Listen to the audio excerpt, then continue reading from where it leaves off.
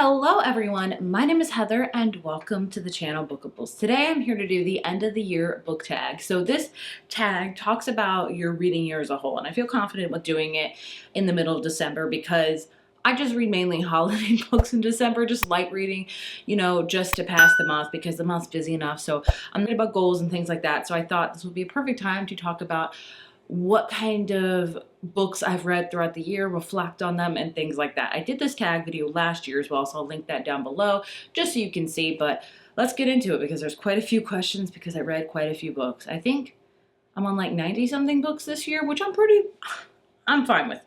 I am fine with it. I've learned when you have multiple kids to throw any expectation right out that window.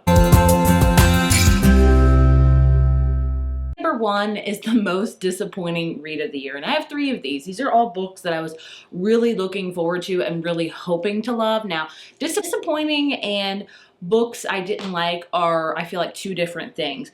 Disappointing books are books that I was really going into with really high expectations to be left with and books I didn't like, I really just was going in them, reading them, and at the end of it, I really didn't like it. So the 3 books I have to talk about are Middle of the Night by Riley Sager. This is his newest one. I love Riley Sager. He's one of my favorite mystery thriller writers. I felt like this is one of his weakest books, in my opinion. It was just boring. All I know is about it's a boy that disappeared, and then another boy comes back when he's grown up to figure out the mystery, and paranormal things are starting to happen. And it could have been so much more, but it wasn't, so it disappointed me. Number 2, The Lost Story by Meg Schaefer. My favorite book of last year was The Wishing Game. I love and adore that book. So to say I was very excited and anticipating her newest book would be an understatement. This is kind of like a take on the Chronicles of Narnia, The Lion, Witch, and the Wardrobe, and I felt like this book it was trying to do too many things. It was about a fantastical world, and I think what I loved about The Wishing Game, it was so simplistic but had some kind of heartwarming, cozy, fantastical elements into it, kind of interweaving, and The Lost Story really tried too hard with it. Now, there are a lot of people that love this book. I just didn't love it as much as The Wishing Game, so it is a disappointment to me. If it's not a disappointment to you, that's awesome. And the last book is a novel love story by Ashley Poston. I have loved both her 2 previous romance books, The Dead Romantics and The 7-Year Slip. Oh my gosh, I love that book. And a novel love story, again, was trying too much and nothing really resulted in something I liked. It was, again, kind of romance with fantastical elements into it, and it just didn't make sense. I didn't love any of the characters. It just didn't feel magical and cozy as her other books do, if that makes any sense. So those are my 3 disappointments, and if you've read any of them and loved them, I think that's awesome. Good for you. I am happy for you. I just didn't love them, and that's okay. Number 2 is Underdog Book of the Year, and I have 2 of these. You might not think they're underdogs. I think they're underdogs. Number 1, P.S. I Hate You by Lauren Connolly.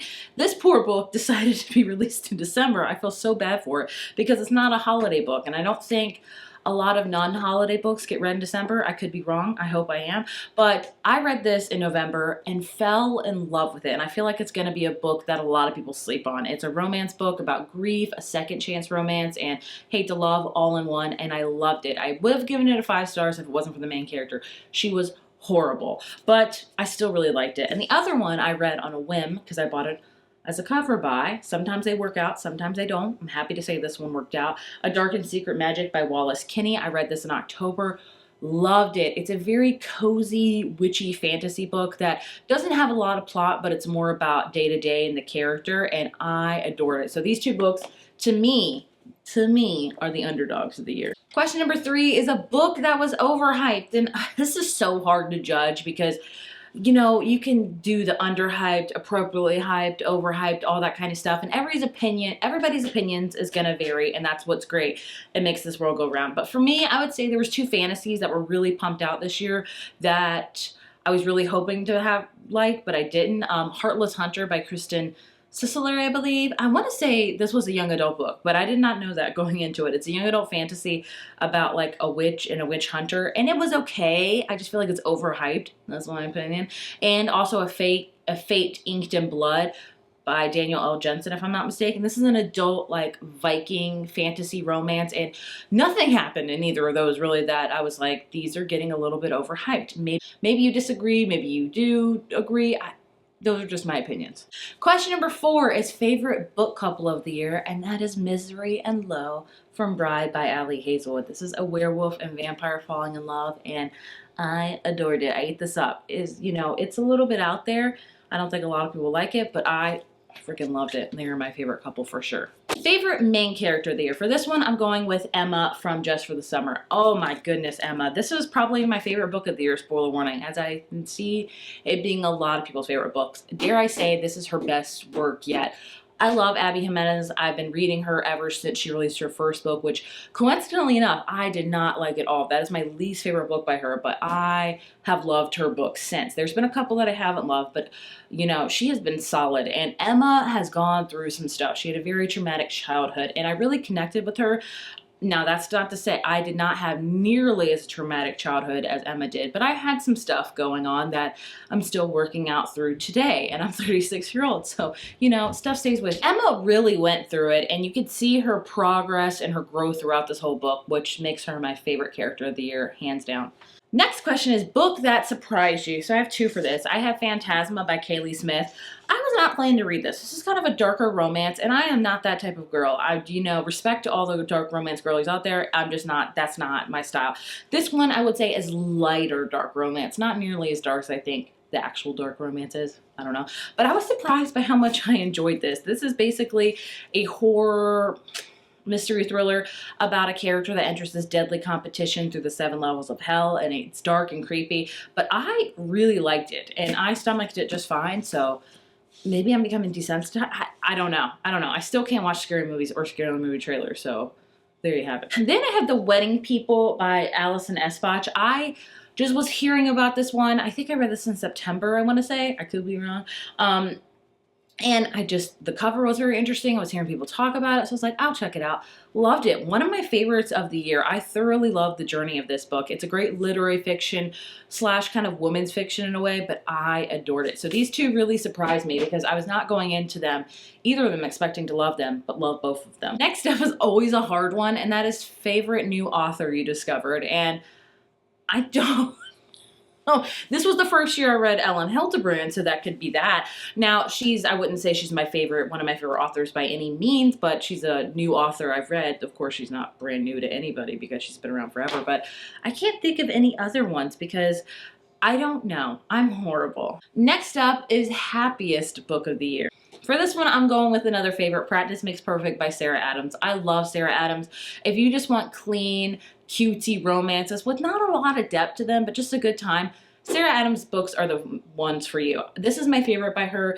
It's just really, really adorable, really cute. Definitely made me smile from ear to ear, and is by far, for me, the happiest book I read this year. Most frustrating book you read this year. For this one, Love Letters to a Serial Killer. I was really hoping to like this one because it sounded interesting about a character writing love letters to a serial killer, and it could have been so much more, but they were just so stupid. Every character was stupid in that book, and I just hated them. So it frustrated me to no end. Moving on. Next up is longest book you read of the year. I should not be surprised that it's a Mariana Zapata book and not a fantasy book, but then again, I haven't been reading a lot of fantasy books. This book is 531 pages. That's a long freaking romance. Mariana Zapata knows how to write some long romances, so there you go. Like, this could be a freaking weapon. Like, if anybody tries to cross me on the street, I will carry this book, knock them out. Shortest books that you read this year, that has to be all the novellas. I read My December Darling by Lauren Asher. That was really short. I read the Amazon Valentine collection that were novellas. They're all like probably under 100 pages, honestly. So all of those, I don't count them. I'm not counting the pages because I know they're the short. Next up, we have favorite covers of the year. So I've said A Dark and Secret Magic. I'm just a sucker for any fallish type cover. I am immediately drawn to it. On the flip side, we have Lost and Lassoed by Lila Sage. I just love the old-timey, vintagey cowboy look. I love that. And I've already talked about this book, but Heartless Hunter, while I didn't like it, the cover is phenomenal. I love it. Next up is a book you haven't stopped thinking about. For me, that is Remarkably Bright Creatures by Shelby Van Pelt. I read this on a whim a few months ago. Loved it. A heartwarming story about a woman and an octopus. That's right, an octopus become friends, and you get to see her life journey. And it's just a beautiful, poignant, I can't ever say that right, book that I adore, that I think about quite often.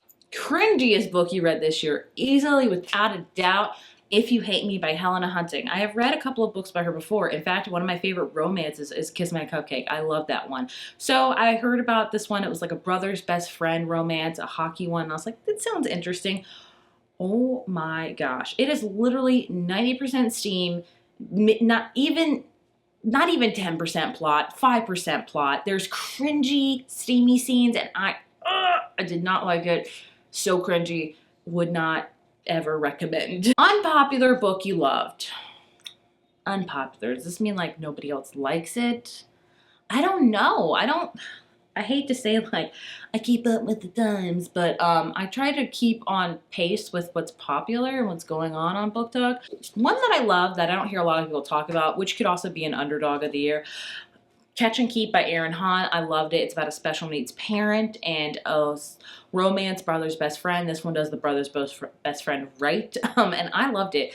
I wouldn't say like no, people don't like it. I'd say it's just not popular because there's not a lot of people reading it, so read it. Plus the cover is just so cute. Then we have books with unique concepts. So I will say A Novel Love Story by Ashley Poston was a unique concept. It's all about a character that gets trapped within her favorite book series. And I guess you could also take, I forget this author's name. I loved one of her books and I can't remember it, but Primetime Romance, I think that's what it's called.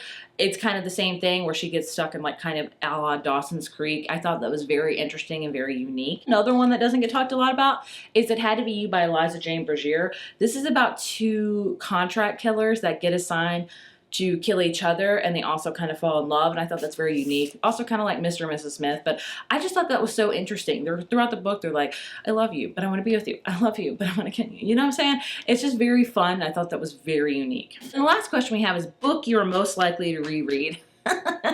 I don't reread. I don't. I really don't. I mean, I could probably read a lot of books, like Emily Henry, like, if I had to, I probably could read Funny Story by Emily Henry again. I could probably read, sorry, It's Just for the Summer by Abby Hamazin again. The Wedding People, I could see that reading again. So I don't reread a lot because I don't know. I don't have a lot of time to read. And so I kind of prioritize that time by reading new books because I'm like, does that make any sense? I don't know, but there's my answer. So there you have the end of the year book tag to talk a little bit about what I read this past year, and I will do a video showing you every single book I read in 2024. There's a lot, so and I'll tell you what I read, what I star rated them, and it'd be simple as that, and there you go. If you're interested in doing this tag, I'll leave the questions down below. As always, thank you so much for watching, and I will see you in my next video. Bye.